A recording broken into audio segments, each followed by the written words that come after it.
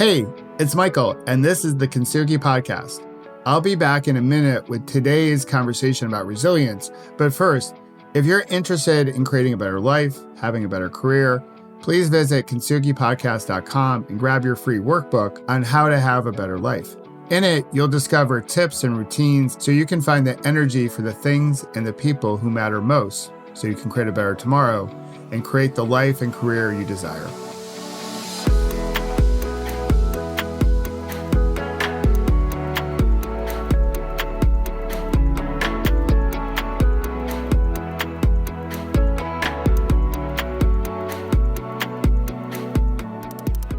Without a doubt, my best job ever, my favorite job and the most rewarding job, and the most challenging, like, whoa, Nelly, what did we sign up for job, has been being a dad.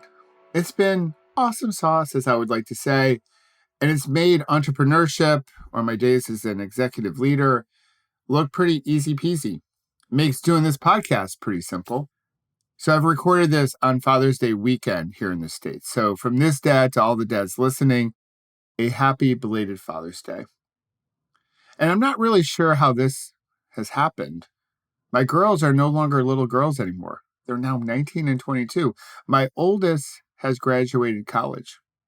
I can't believe it because I don't feel like I've aged, right? Not sure how this has happened. When they were younger, all I wanted when they were hurting was to help them feel better. I wanted to be the hero in their story.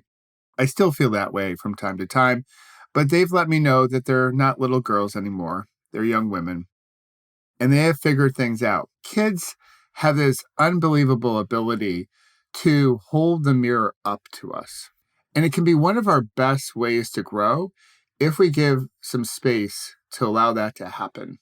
Well, over the last month, since my oldest has graduated college, her, along with all of her fellow classmates in the class of 2020, they've received their fair share of, we're counting on you. You're the next generation. You're the hope for our future. And they've heard it from President Obama here in the States, Oprah, and dads like me. So I see their next generation, and I look at them with a lot of optimism because they're eager to write a new script. They see the fissures and the scars, the Kintsugi art spirit of our country. They see some of the broken pieces of our pottery, and they're eager to put it back together to make it more beautiful going forward. Because they know the old script, the one that we've been following for all these years, and in some circles, on some topics, like how we treat our friends in the colored community, our Black friends, our brown friends. Well, that script hasn't been working for the last 400 years. So they want to write a script that works for everyone. And it's motivating, it's inspiring, and I'm optimistic. They are so passionate, and their passion is, I'll throw another one into this conversation about resilience today, awesome sauce. Because it is. Our youth, the younger generation, much like when we were younger, they can drive the change that we need to see in the world. Their enthusiasm, their energy, all that and more can bring about a different conversation. It's like holding up a mirror to all of society. And if we give it some space, it can drive change like no other thing can drive change. But we have to give it space in order for it to breathe. In order for us to have the awareness and acceptance, and then finally action to make that change happen. And I know why we put so much faith. We say the things that we say to the class of 2020. Next year will be the class of 2021. And I bet you do as well. I know why we say it. Us older folk, I'm a Gen Xer, we have high hopes for the next generation. This is true. That's one of the reasons why we say it. It also feels good to say it, motivate them, inspire them as they begin the next chapter in their story. They take the next step in their journey. It's uplifting. It's a reason to believe that a better tomorrow is possible. It's a, hey, I'm going to pump you up type of thing to say, especially as they go into a very difficult economy. But when we say it, and we say it so frequently, they hear it a little bit differently. To them, sometimes it sounds like we're taking ourselves off the hook, us older folk. It's like, hey, kids, like we took the car out for a joyride and we sort of crashed it. Or, well, to be honest, we totaled it. But it's all yours now. Here are the keys. Aren't you happy you always wanted your own car? And they're looking at us like, what? Like, you totaled the car and now you're giving it to us? You're not taking responsibility? The class of 2020 is facing, here in the States, the worst economy since the Depression, a global pandemic without a playbook, and here in the States, we can't seem to get our act together in wearing our face covering and our PPE and everything else. That is starting to rebound. We have racism that we've tolerated since the beginning of our country, and let's see what we can add to their plate. Well, we can add that the planet's on fire. We have global warming. It almost feels like we live in the upside down. That's a reference to any Stranger Things fans out there. I'm sure you do as well. We have this rule in our house that if you make a mess, you clean it up. You clean up the messes you make. And for us in this generation, Gen Xers, we've made a mess, but we're not alone, right? There's reasons to be optimistic about the future. I believe that COVID is happening for us, not to us. This is an opportunity that's right in front of us where this younger generation, the class of 2020, can be like all other past generations, the younger generation that leaves college and starts their professional life, to write a new script, to create a better tomorrow.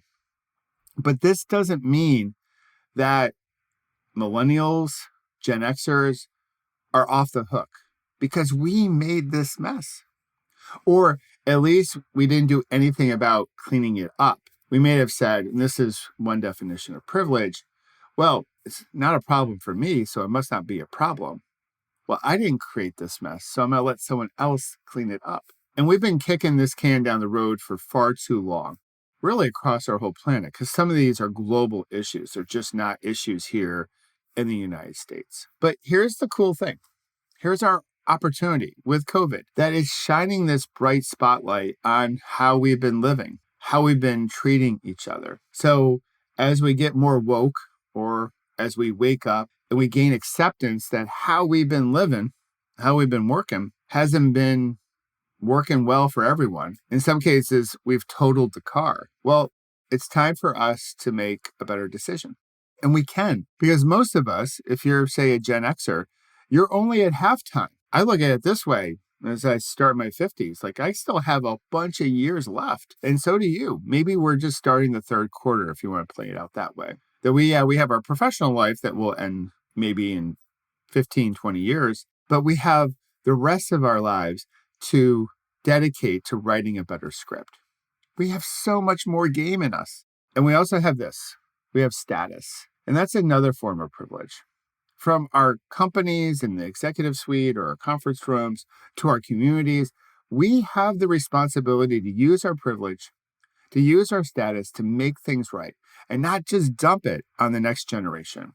And I know it's easy to get defensive and say, well, I didn't do it. I wasn't the one driving. It was my friend, like those baby boomers or the generations before them. They created all this mess. They're the ones to blame. And hey, there's some truth to that. They're not off the hook either. But right now, we have the keys to the car or the castle or any other analogy you want to make. So it's time to do something different. We can listen and learn, and most importantly, unlearn. I think that's a big part of this process, but we can't stop there. We can go through a whole process and understand what we want to bring forward once COVID is over and what's not coming with us. But again, we can't stop there. Life and careers, through all these years I've been on the planet, what I've learned is that they're not transactions. They are created moment by moment. I like to say that our lives are the moments in between our moments. And this is a moment. This is a big one to pay attention to. There's no doubt. But when we link our moments together, we can create a movement. And we need a movement right now as opposed to a moment. A movement shows up each and every day, taking action, even if it's really small. Action that matters. And a role model is the behavior that we wish to seek in others. That's how when we break our pottery, and we wish to put it back together to make it more beautiful tomorrow than it is today, that's what we need. And the younger generation, well, they're watching us and they're ready to make us uncomfortable, much like our kids can make us uncomfortable when they hold up that mirror right in front of us. They can call BS on all of our baloney, as my dad would say. And they are so willing, because of how they've behaved so far through COVID, to do their part, but they are not willing to let us off the hook because they've also heard us. They've paid attention to what we've said over these many years. They've heard us talk about or preach on how important it is to be accountable. So this is a moment for the older generations to be accountable to maybe the mess that we've made, to write a new script, and to work with the class of 2020 on that. They've been watching us dads to make it about Father's Day. And they're also wondering what we're going to do next. And that's a good question to ask them. If you have a Gen Y or a Gen Z in your family or know someone, is to gain their perspective. What would they like to see from the older generation in this moment in time? It takes some courage to ask that question because you may not necessarily like the answer as they hold up that mirror right in front of you. Sometimes you're going to see your scars, your wrinkles, your blemishes. But that's what the Kintsugi Podcast is all about, holding space to accept that we all have some blemishes. And that's what makes us perfectly imperfect. That's what makes us human. And that's where growth starts, when we have some acceptance that we are perfectly imperfect. And then we are going to work hard today to make tomorrow a little bit better. So again, thank you for listening to the Kintsugi Podcast conversations about resilience. If you have a question about today's conversation or really anything else, you can go to kintsugipodcast.com, leave your question there. I'll do my best to answer it as quickly as possible. While you're there, you can check out the Paceline Leadership Academy or sign up for my blog or get the Better Life Workbook, as I mentioned earlier. All three are great tools to help you grow in the way that you want to grow. You can use it to role model the behavior you wish to see in other people. And you know what? The younger generation will pay attention to the fact that you're working on yourself. And how awesome sauce is that? So I hope you'll join us next week for another conversation about resilience on the Kintsugi Podcast. And until then, I hope you stay healthy and, of course, have fun storming the castle. We'll talk to you then.